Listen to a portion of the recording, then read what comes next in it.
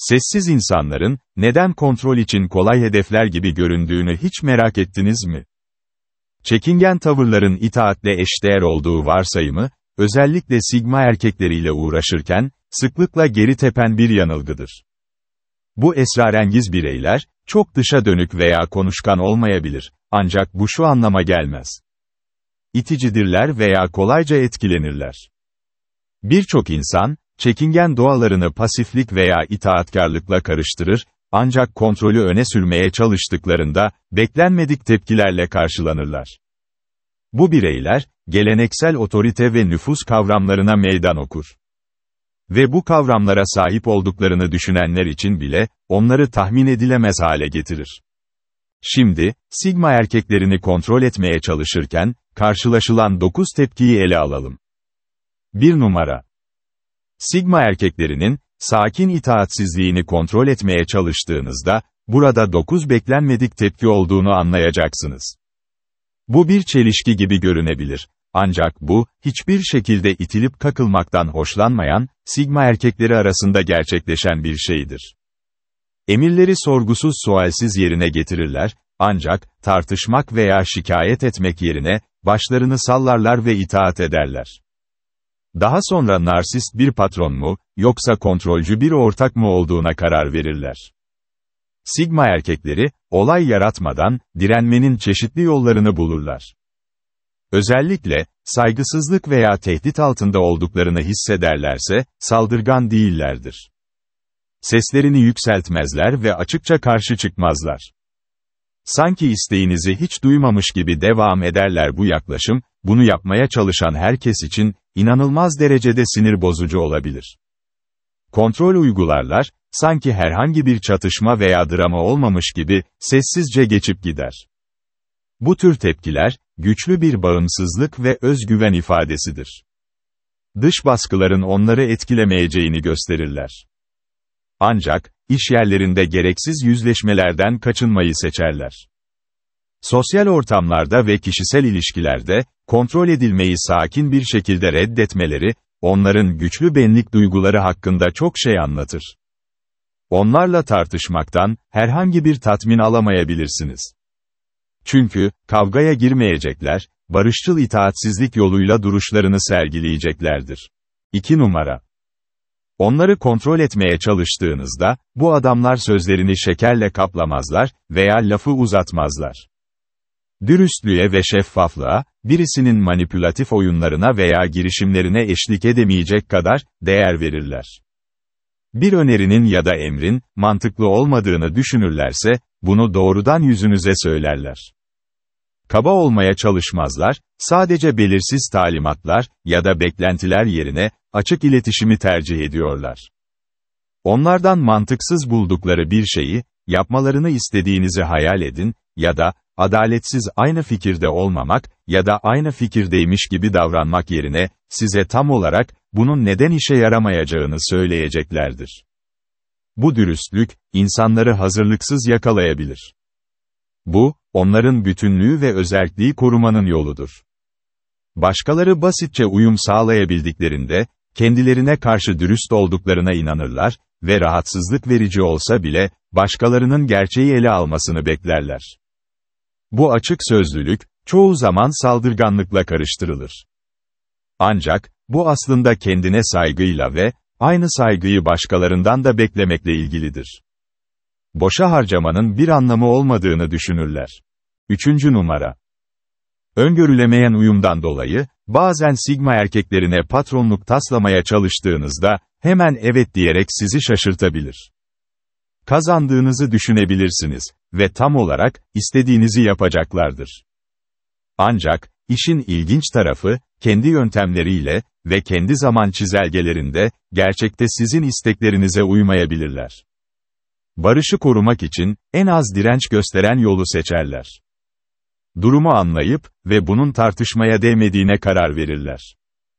Çünkü, direnç veya başka bir şey beklersiniz, pek de evet gibi gelmeyen, bir evet alırsınız. Bu, onların bağımsızlıklarını korumanın bir yoludur.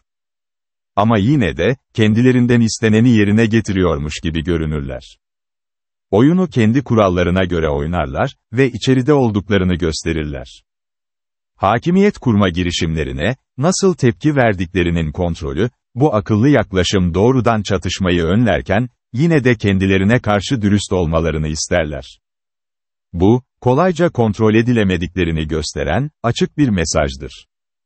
Aynı zamanda diğer kişinin, gerçekten işbirliği yapmaya istekli olup olmadığını veya sadece, hakimiyet kurmaya çalışıp çalışmadığını görmek için, bir test uygularlar. 4 numara. Sessiz geri çekilme, bazen en şok edici tepki, hiç tepki vermemektir. Çok ileri gidildiğinde, bu adamlar herhangi bir uyarıda bulunmadan, basitçe geri adım atabilir ve kontrolün kaynağından uzaklaşabilirler.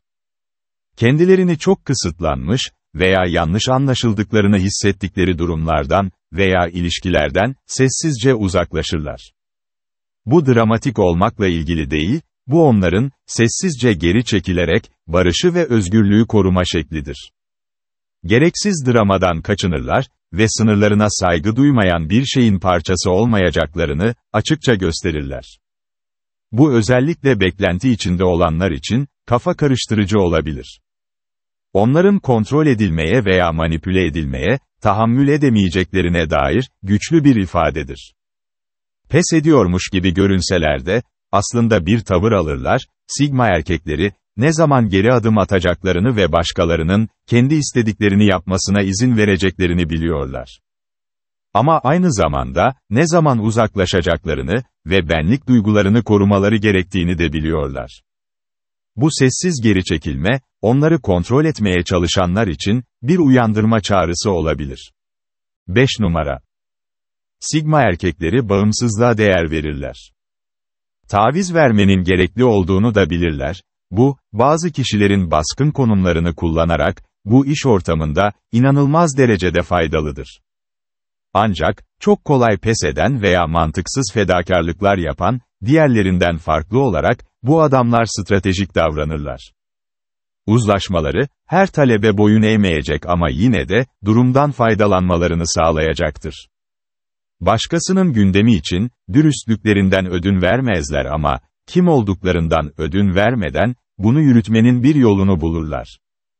Bu yaklaşım, kendi yaşamları üzerinde, kontrol sahibi olmayı sürdürürken, aynı zamanda başkalarıyla zor durumlarla baş etme konusunda, Sigma erkekleri, müzakere etmekten ve bir orta yol bulmaktan korkmazlar. Ancak, kimsenin kendilerinden faydalanması konusunda manipüle etmesine izin vermezler. Durumu dikkatli bir şekilde değerlendirirler ve, uzlaşmaya değip değmeyeceğine veya bir tavır alıp, uzaklaşmaları gerekip gerekmediğine karar verirler. Bu stratejik uzlaşma, aynı zamanda, onların itaatkar olmadan veya bağımsızlıklarını kaybetmeden, başkalarıyla çalışmaya istekli olduklarını gösterir. Bu, olgunluğun ve duygusal zekanın bir işaretidir. 6 numara.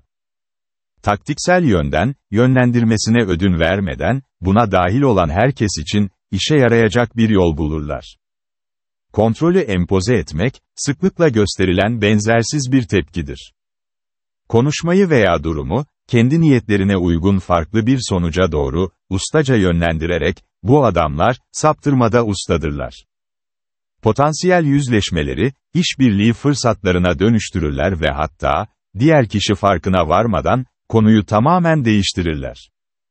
Bu taktik, sorumluluktan veya yüzleşmeden kaçınmakla ilgili değil, daha ziyade, bunu kendi şartlarına göre yönetmekle ilgilidir.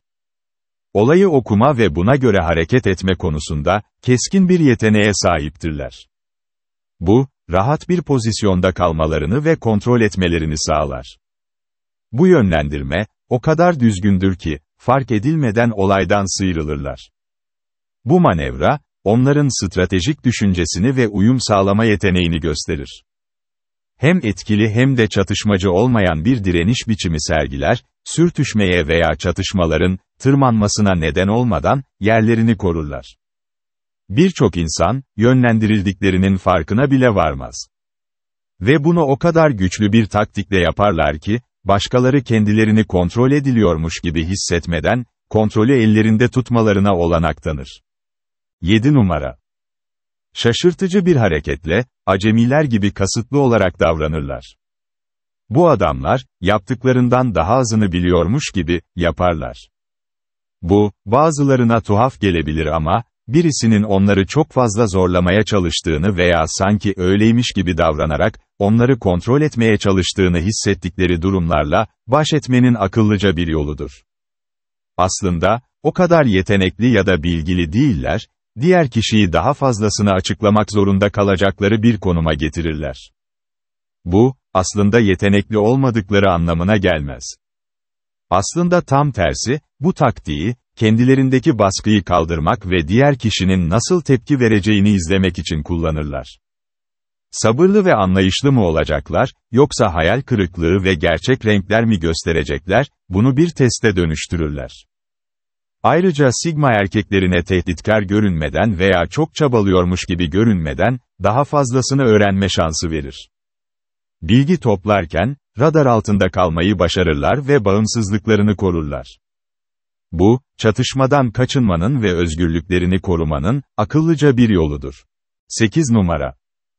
Sıkıştırmaya geldikleri durumlarda, sadece hayır derler. Sigma erkeklerinin, herhangi bir özel taktik veya strateji kullanmasına gerek olmadığı zamanlar, sadece hayır derler.